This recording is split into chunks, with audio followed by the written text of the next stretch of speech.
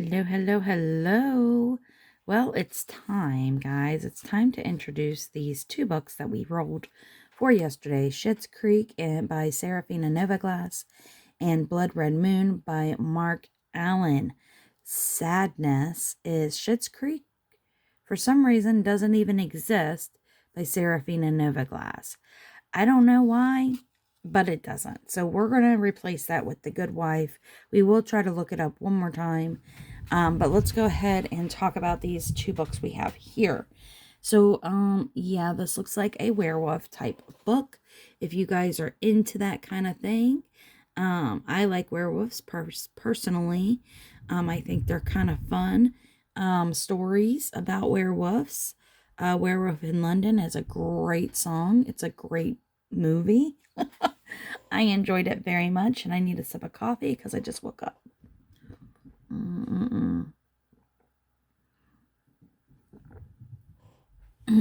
That is so good.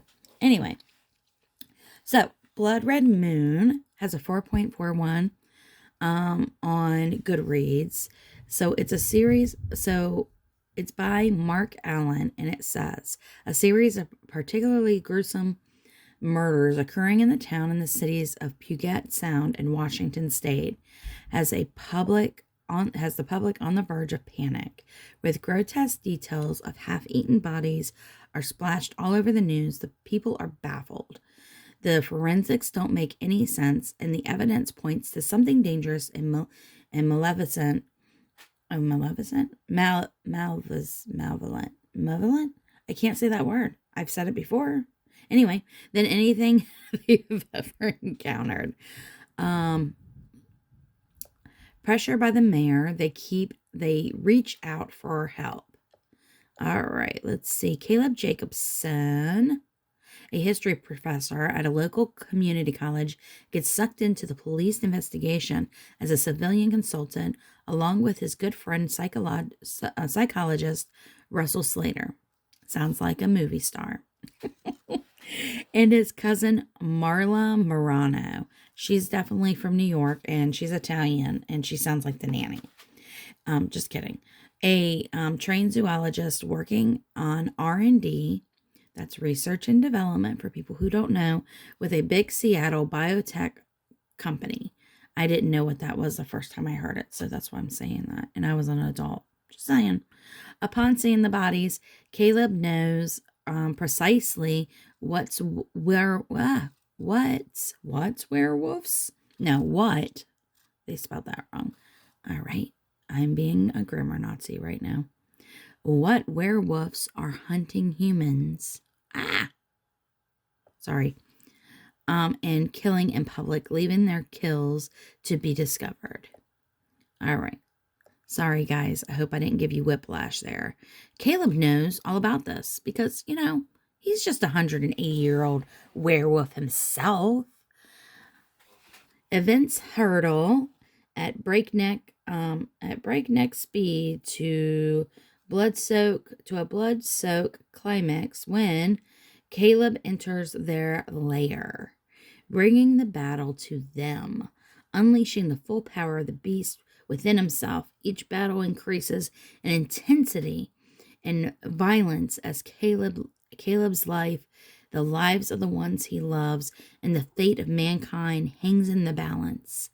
Blood Red Moon is a story of ancient evil and modern horror, of man's greatest achievements and his darkest fears, loyalty and betrayal, bravery and cowardice, of all that is good and noble versus all that is black and corrupt. Hey, black isn't bad.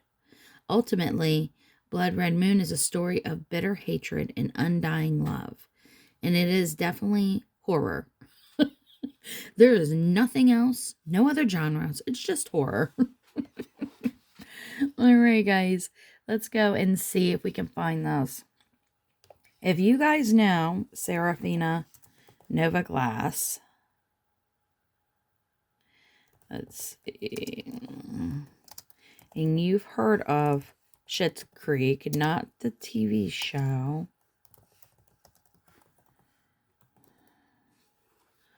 All right. I don't think it's going to come up. See, this keeps coming up, the vanishing hour. Let me look here.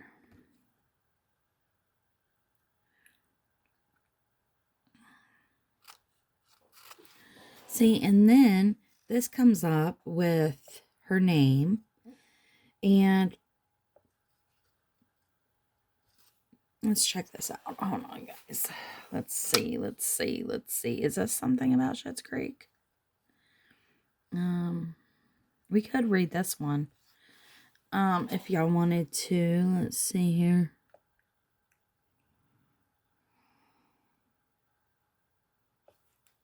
All right, let's maybe do this one, because this is the only thing this is the book that keeps coming up when I put in Schitt's Creek. So maybe it has something to do with that, but I don't see it say anything about Schitt's Creek. All right, so who wouldn't want to live in Brighton Hills? I don't know. I don't even know what that place is. This exclusive community on the Oregon coast is the perfect mix of luxury and natural beauty. Stunning houses nestled beneath mighty Douglas firs. I can't say it. Firs. Firs. I don't know what that means. And lush backyards. Oh, firs. Like, okay, I get it. And lush backyards roll down to the lakefront. Oh, Douglas firs. Oh my gosh, guys. I'm so dumb. There are types of pine trees. Okay, anyway. It's the kind of place where neighbors look out for one another, and sometimes a little too close. Cora thinks her husband Finn is cheating. Good lordy. Cheating men. Cheating everyone. She just needs to catch him in the act. That's where Paige comes in. Paige lost her son into a hit and run last year, and she's drowning in the kind of grief that makes someone want to do reckless things like spying on the locals. Searching for proof that her son's death was no accident, and agreeing to Cora's plan to reveal what kind of man Finn really is. All the while, their reclusive new neighbor, Georgia, is acting more strangely every day. But what could such a lovely young mother possibly be hiding? So that is On a Quiet Street. I don't know if I like that one. It's got a 4.12. That's pretty good. Why is this going in and out? I did not do that. That is wild. What about... Let's read. I was going to do Such a Good Wife because I heard that one was good. But that's an older book. We read The Vacancy in Room 10. Does she have anything newer? Oh, Too Close to Home. That one is expected publication. Okay, it's not out yet. Okay, I know that On a Quiet Street is probably good. Let's also read What Such a Good Wife Is. And oh no, I don't want that. Sorry. I don't want it. I just said that. And we'll see which one y'all want to read. So we'll do 3 books since I messed up. So let's read Such a Good Wife. And hey, y'all pick what y'all want to read. I'm going to read whatever you pick. So don't go by because I thought that was a little not as exciting. But how do you go from murders and werewolves and then get something like that? I'm sorry. It's a little hard. So let's give it another chance with another group. Which I will say that The Vacancy in Room 10 was it might have been my favorite book. Or no, the last one at the wedding I think was my favorite one. But it got high ratings. It was a really, really good book. So I'm not knocking her. I'm just saying. I don't know if I I was not too excited about that when I read it. So, such a good wife. Okay, so this one says betrayal was just the beginning.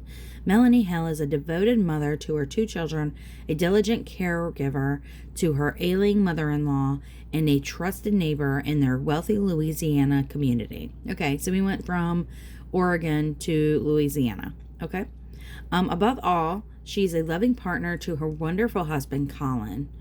Then there are parts of herself that Mel keeps hidden. She's exhausted, worried, and unfulfilled, so much that one night after a writers' group meeting, Mel begins an affair with a successful local author named Luke. Suddenly, she's transformed into a role she doesn't recognize. A woman who deceives the unseemly ease.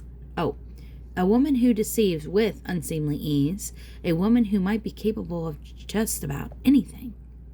When Mel finds Luke's dead body in a lavish rented house, she realizes just how high the stakes have become. Not only does she have to keep her affair a secret in order to preserve her marriage, but she desperately needs to avoid being implicated in Luke's death. But who would kill him? Who else in her life is keeping secrets? And most terrifying of all, how far will they and she go to keep those secrets hidden?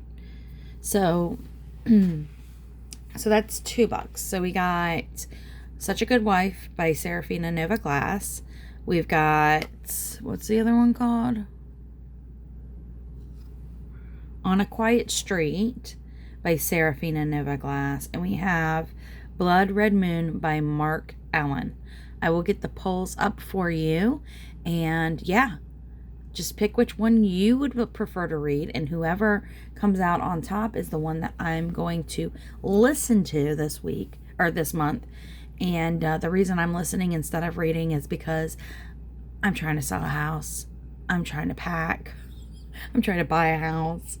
I got a full-time job, and I'm trying to do all this YouTube stuff, and it's just been busy. So it was really hard to read the last 2 books in the club, but I did get the books, so I was reading them. I did listen to some of them. Well, mainly the first one I did listen a little bit. I am listening to Satan's Affair right now.